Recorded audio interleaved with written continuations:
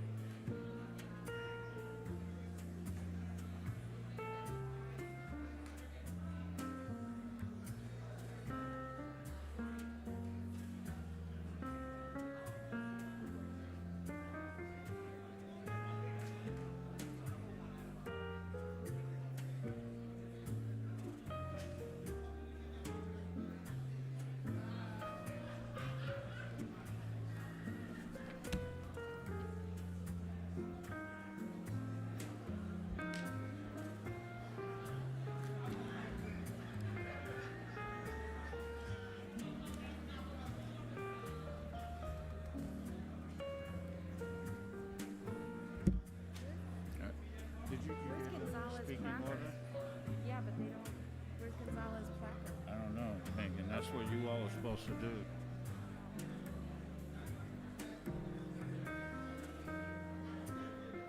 Attorney Hardy, do you want them to come and sit now and introduce them? Yeah, or yeah. You want to introduce them and they No, come they on? can. No, they can all come up. And we're waiting. I don't know. There's a Gonzalez placard that's missing, but anyway, they should just come. Wallace should Yep. All right. We're Shall we ready. move everyone over one and you want No, Gonzalez on the end? they or got do it. They can. No, they can just let him sit. He's gonna be up first. So. Okay.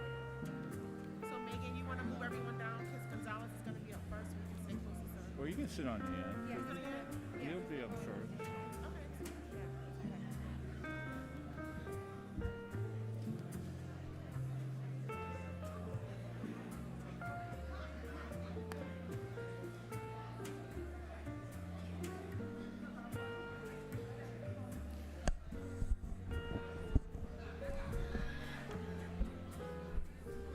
All right. We want to get everybody in the room. We're going to get ready to get moving in just about a minute.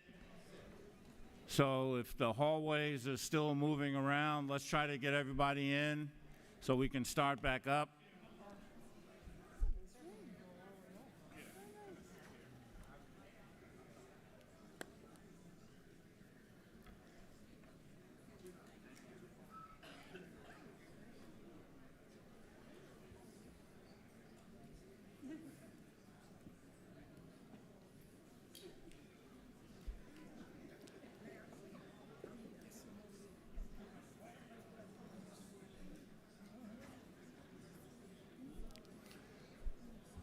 All right, wherever the marshals are, let's get people in. When I see the doors close in the back, then we'll know that we're ready to really get going here. I know people are coming out from the panel next door.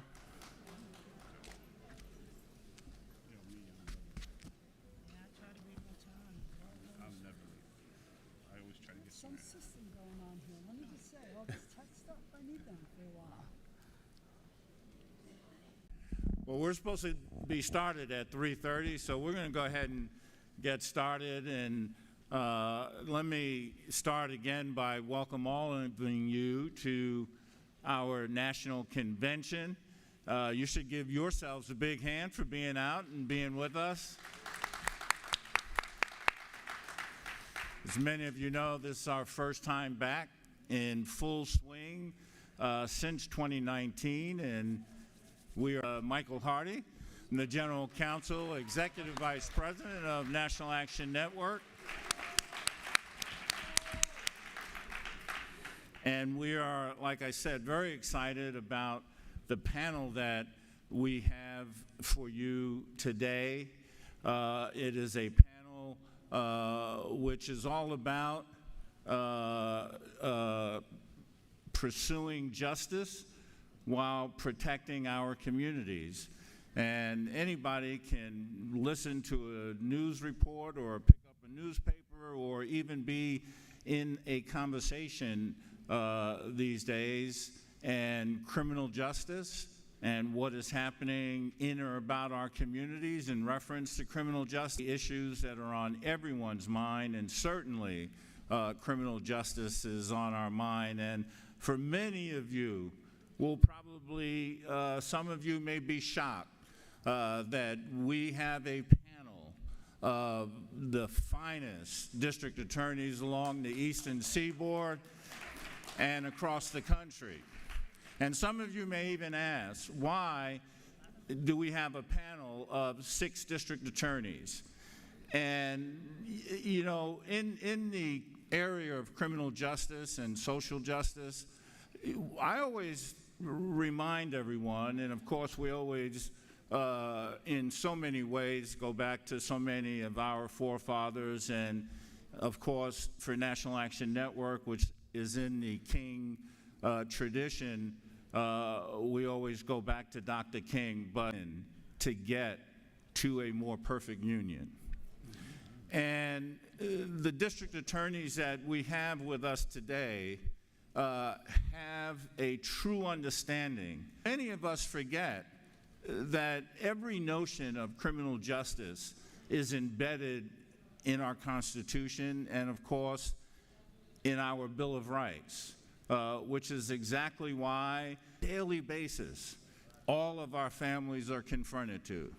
And at the end of the day, what we fight for in social justice is simply, on many cases, to be treated equally.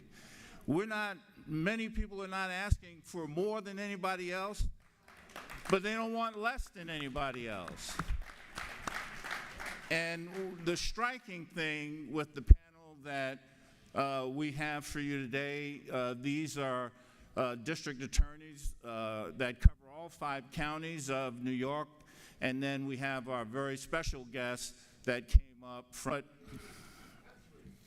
What they all have in common, again, and if you go and you look at the history of the discussions and the efforts, and even go and look at their own elections and the issues that they put forth in trying to become the district attorneys in the counties and cities that they represent, of what they stood for. So before I introduce any of them, I want us to give a rousing National Action Network welcome to all of our panelists that are going to be with us this afternoon.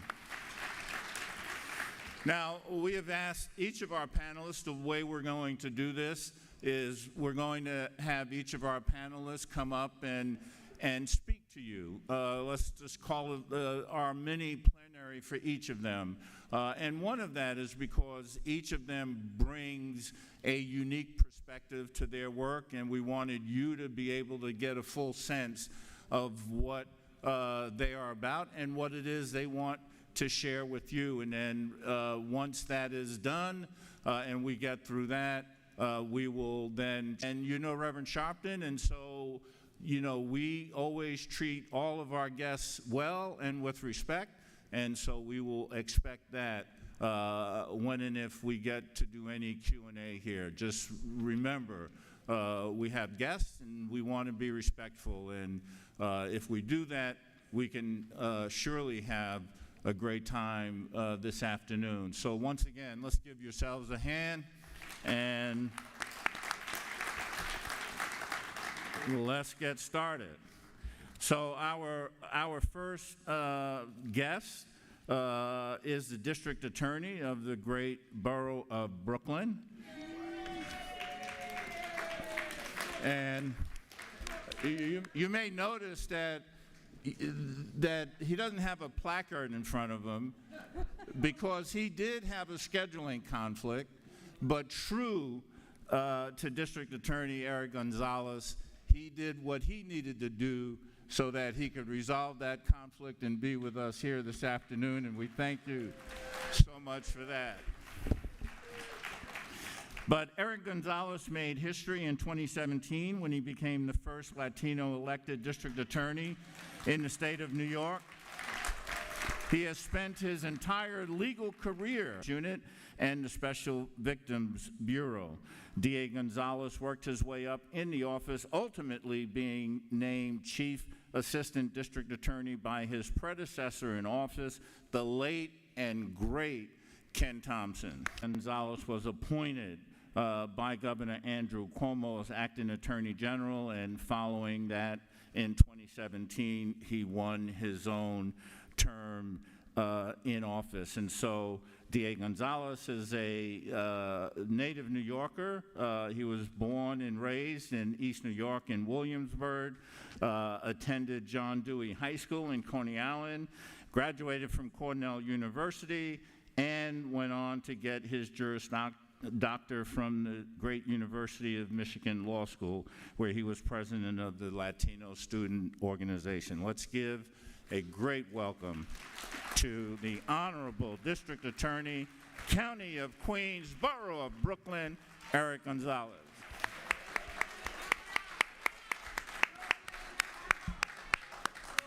Brooklyn.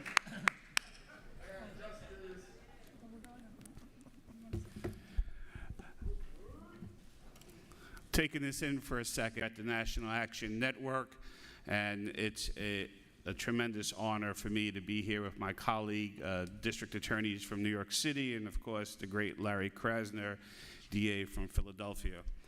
I want to thank Reverend Sharpton for giving me the opportunity to join this distinguished panel, because it's so important that we always bring the issue of fundamental fairness in our justice system as we continue to think about public safety.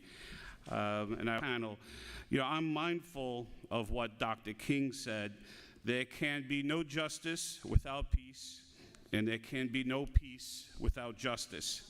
And so today, as we talk about criminal justice issues, and I know there's going to be some time, I believe there's going to be time for questions, I want to just simply say, we've come a long way in this city in reducing violent crime. And there's been a lot of conversation regarding criminal justice reforms and the need for tweaks to that criminal justice reforms. There's also been a lot of conversations about public safety.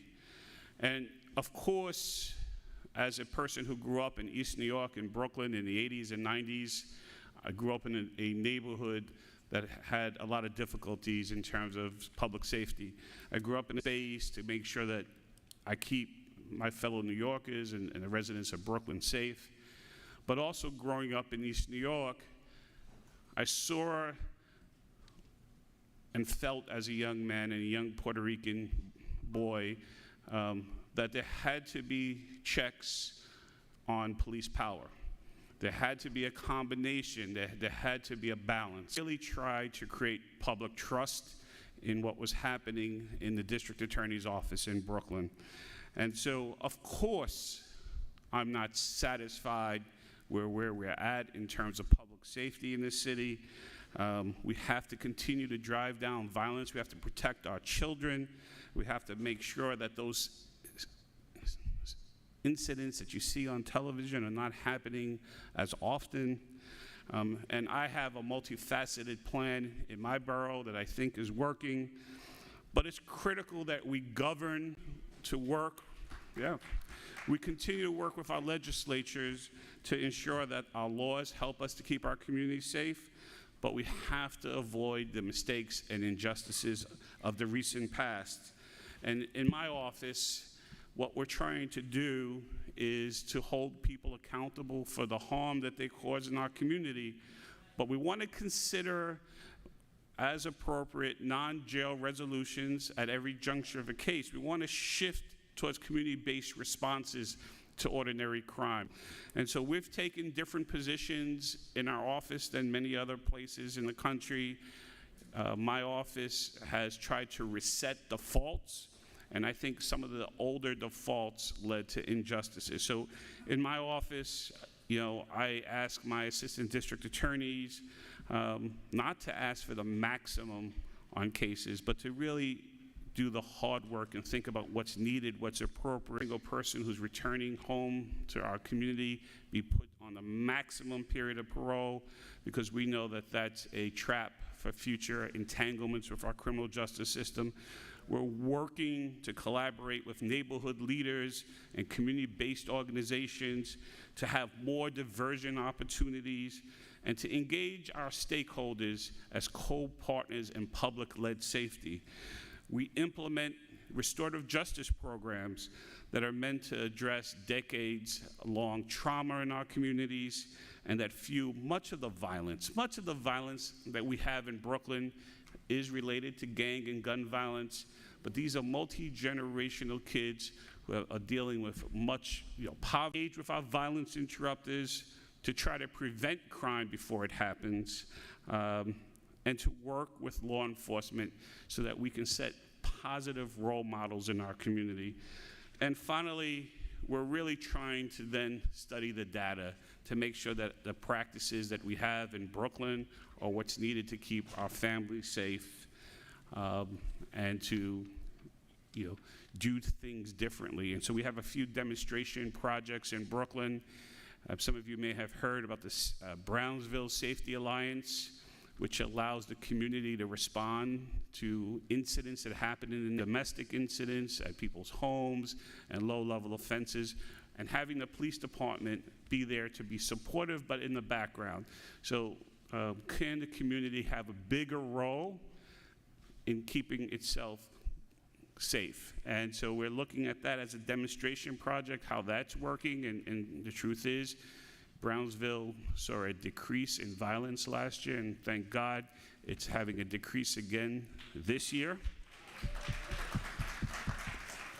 And in places who have been shooting and killing each other and also hurting innocent bystanders, trying to get them to come to a truce, and working on life skill building opportunities with them to make them productive citizens.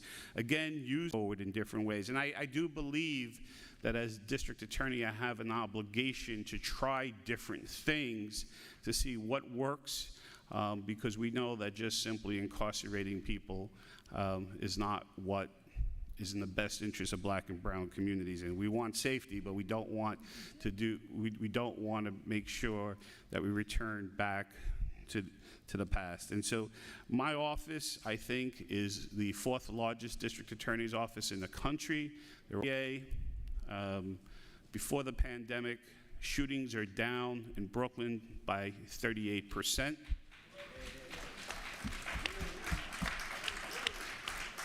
And homicides are down by a full 1/3. And, you know, these things matter. As a resident of the county, raising 3 boys, really just blocks from where I grew up in East New York, public safety is. So I want to thank, Reverend Sharpton, because I know there's time for questions later on, but we are committed in the city to keeping all of you safe. And I am we all know this, and with this,